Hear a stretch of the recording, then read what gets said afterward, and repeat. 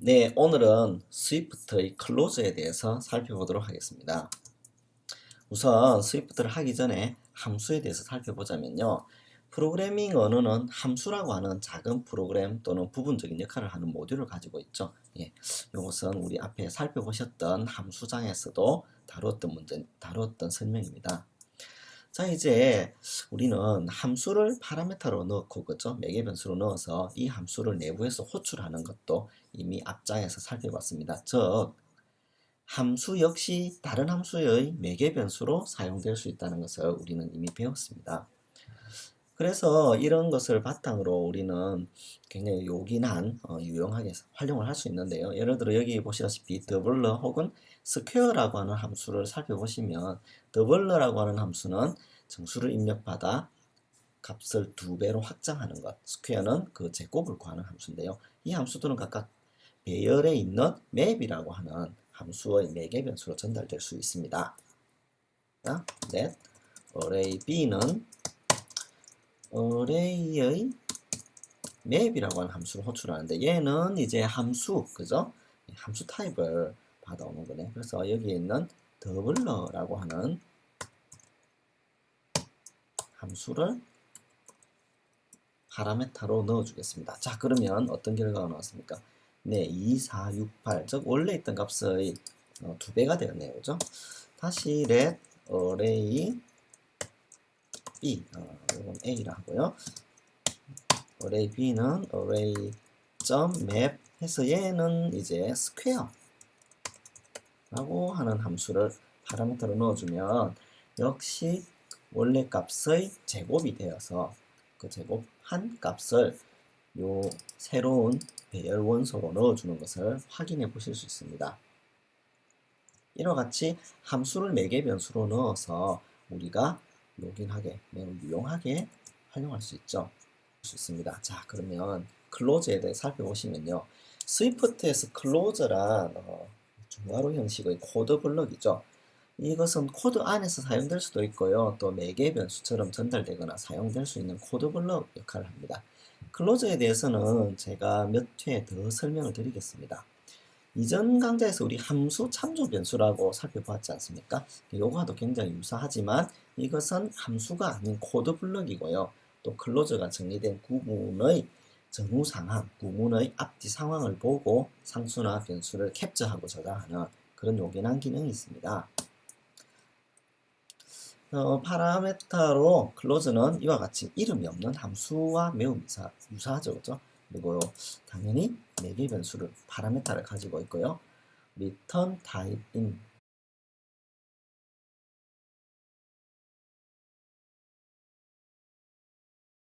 그리고 스테이트먼트가 있죠. 그죠?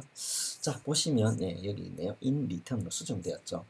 앞에서 봤던 더블러나 스퀘어 함수를 맵에서 단 한 번만 사용할 경우를 생각해 보면 이거를 뭐 매번 쓰는 것도 아닌데 함수를 만든다면 번거롭죠. 그래서 이 함수를 익명화시킨 코드 블록을 우리가 만들어 쓸 수 있겠죠.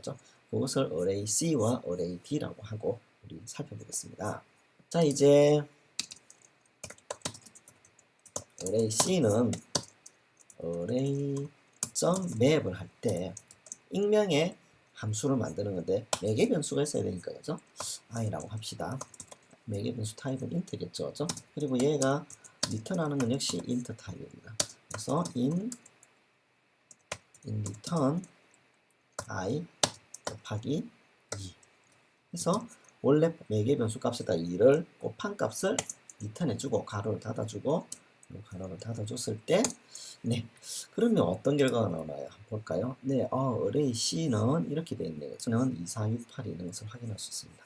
한 번 더 해볼까요? 다시. 네, array D equal array.map 중괄호 파라메타 int 정의죠.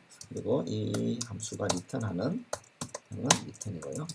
이 리턴 다음에 스테이트먼트를 적어줍니다. 스테이트먼트는 i 곱하기 i, 그죠? 네, 얘는 i 곱하기 i를 리턴해주면 되겠죠?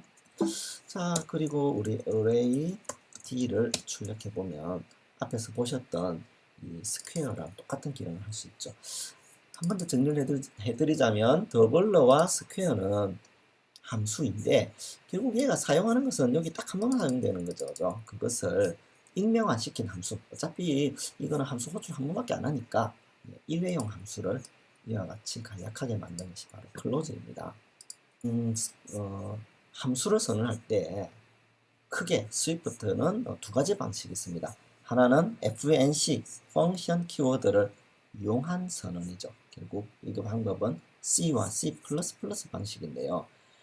클로저를 이용해서 표현하는 방법도 가능합니다. 이 방법도 코드를 통해서 살펴보도록 하겠습니다.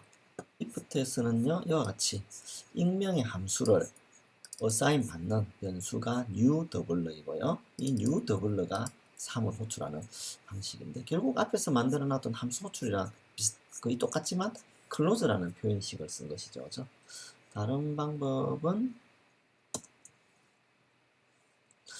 let array e 해가지고 이 array e는 역시 array.map 하고 new double라고 하는 함수를 호출해서 그렇죠? 우리가 사용할 수 있죠. 얘는 결국 함수 호출 형식처럼 보이나 실제로는 클로즈를 assign 받은 클로저 참조 변수인 new double를 파라미터로 넣어준 것입니다. 자, 이와 같은 클로저 표현식도 가능하고요. 굉장히 요긴하게 써먹을 수 있는 케이스가 바로 sorting 클로저입니다. sort 클로저.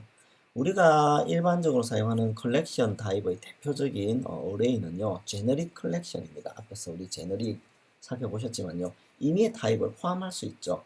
그러므로 이 정렬이라든지 이런 것들을 하는 sort라고 하는 메소드를 제공하고 있는데요. sort는 입력값이 함수입니다. 그래서 이 입력값이 이 함수가 하는 일은 배열의 매개 변수와 같은 타입의 변수 두 개를 파라미터로 가지고 그죠? 부울형을 발환하는 함수이죠.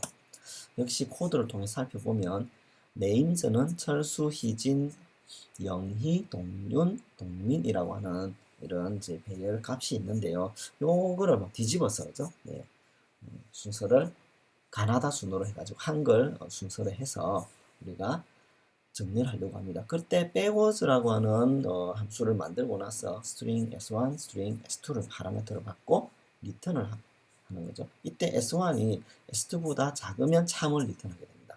그리고 이 백워드를 파라메타로 주면 우리가 원하는 정렬을 달성할 수가 있습니다. 자, 그러면 코드를 통해 살펴보겠습니다. 이와 같이 희진, 철수, 영희, 동윤, 동윤이라고 하는 한글 역순으로 정렬되어 있는 얘를 정렬하기 위해서 backwards라고 하는 함수를 만들었고 이 backwards는 s1이 s2보다 더 작으면 참을 리턴합니다. 그죠? 자, 이제 variable reversed 1이라고 하는 변수를 만들고요.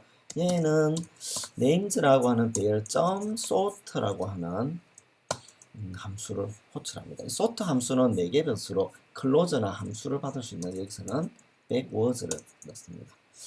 다른 4개 변수는 필요 없고요.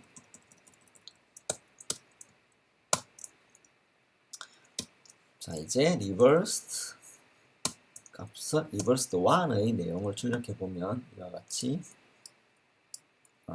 names .sort가 출력하면서 앞에서 봤던 희진, 철수, 영희, 동윤, 동민이 아닌 동민, 동윤, 영희, 철수, 희진과 같은 순서로 출력된 것을 볼 수 있습니다. 클로즈를 좀 더 간단히 만들 수도 있는데요. 이와 같은 함수를 조금 더 클로즈 형식으로 붙여보면 reversed to equal names .sort 그리고 여기에 들어가는 것은 클로즈 형식이죠. 클로즈 형식은 파라메타로 s1 여기서는 스트링형이죠. 그죠? 그 다음에 s2 스트링형이죠. 그죠? 그리고 여기가 리턴해 주는 것은 부울형이고요. in return 안에 하는 일 함수의 스테이트먼트를 적어주면 s1이 s2보다 작으면 참을 리턴한다는 구문을 적어줍니다. 자, 이제 reversed 2의 결과를 확인해 보시면 똑같은 결과가 나오는 걸 볼 수 있습니다. 즉 클로즈 형식으로 문제를 해결한 것이죠. 그렇죠? 재밌는 것은 variable reverse 클로저형은 상당히 축약된 모습 형태가 가능합니다. reversed 3은 names.sort 하고 close s1, s2 해서 s1, s2의 형을 스트링으로 명시하지 않아도 됩니다. in return s1, s2 그 이유는 뭘까요? 그 이유는 자동으로 어차피 배열이라고 하는 names라고 하는 배열이 가지고 있는 파라미터가 스트링형 아닙니까? 그렇죠? 그러므로 이것은 컴파일러가 자동적으로 해석을 해주게 됩니다. 자, 이제 reverse 3를 보면 네, 역시 똑같은 결과가 나오네요. 그렇죠? reversed 3 다음으로 reversed 4는요. 조금 더 얘를 축약할 수 있습니다. 4는 in return에서 이 return 문을 생략할 수 있죠. 그래서 reversed 4를 살펴보시면 이와 같은 형태로 가능한데요. 이와 같은 형식으로 계속 축약이 가능해요. 아주 극단적으로 축약한 게 variable reversed 5인데 얘는 names.sort 하고 파라메타로 $0 less than $1 네, 그러면 $0와 $1은요 각각 파라메타 S1, S2 어차피 부등기호인 요놈은 두 개의 비교 값을 가질 수 있지 않습니까? 그 값을 파라메타로 자동적으로 어사인 해주는 거죠. 그리고 리턴 해주는 거는 결국 불이니까 reversed 5 역시 하는 일이 아름다운 정렬이 된 것을 볼 수 있고요. 이것도 더 축약할 수 없을까? 아주 하드코어 코딩이죠. 그죠? reversed 6 이거 names.sort 해서 요거 하나로 세팅을 할 수도 있습니다.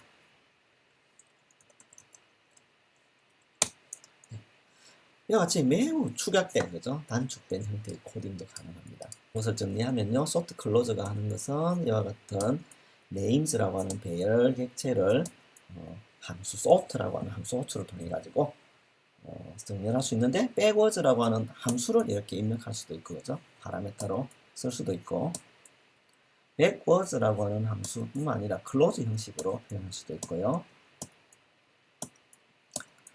close 형식을 이렇게 축약할 수도 있죠. 조금 더 스트링을 명시하지 않는 형태로 또 할 수 있고요. 명시된 스트링에 대해서 in return이면 return을 생략할 수도 있고요.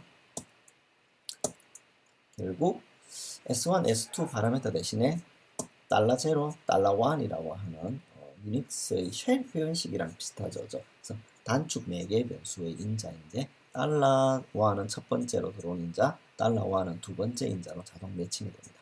in 역시 생략 가능하고요. 이것도 더 클로저를 간단하게 만들어 봤더니 그죠. 어차피 부등기호 연산자는 두 개의 인자를 필요로 하지 않습니까? 이걸 자동으로 해석한다면 비교인산 하나로 함수를 표현할 수 있죠.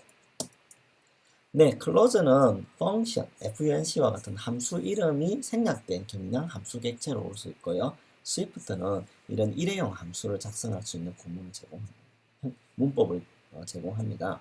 스위프트와 달리 C와 C++는 함수명이 반드시 필요하죠. 이런 점에서 클로저를 익명 함수라고도 부르기도 하고요. 클로저 표현식을 통해서 프로그래밍 문장을 굉장히 짧고 간단하게 표현할 수도 있습니다. 네, 감사합니다.